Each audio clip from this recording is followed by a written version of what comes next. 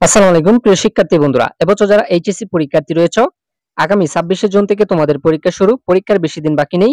পরীক্ষা শুরুর আগেই কিন্তু তোমাদের জন্য জরুরি নির্দেশনা। ইতিমধ্যে তোমরা জানো যে করোনার প্রকোপ কিন্তু বাড়ছে। দেখো, বাড়ছে করোনা।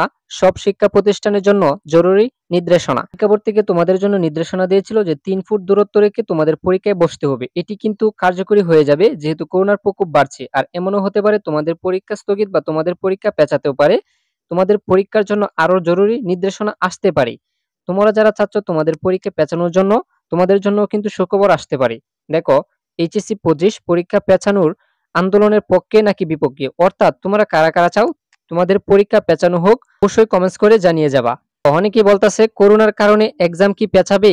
প্রিয় শিক্ষার্থী বন্ধুরা, তোমাদেরকে বলে রাখি, যদি করোনার প্রকোপ দিন দিন বাড়তে থাকে তাহলে তোমাদের পরীক্ষা পেঁচাতেও পারে। দেখো, এখনো করোনা কি পারবে এইচএসসি 2025 পরীক্ষা পেঁচাতে? হ্যাঁ, সুপ্রিয় শিক্ষার্থীরা, অবশ্যই পারবে।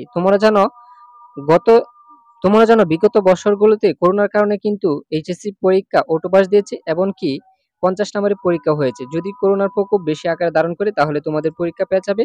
সুপ্রিয় শিক্ষার্থী বন্ধুরা, কে কে যাও পরীক্ষা পেঁচানোর পক্ষে অবশ্যই কমেন্টস করে জানিয়ে যাও। এইচএসসি 2025 সকল আপডেট পেতে চ্যানেলটিকে সাবস্ক্রাইব করে সাথেই থাকো।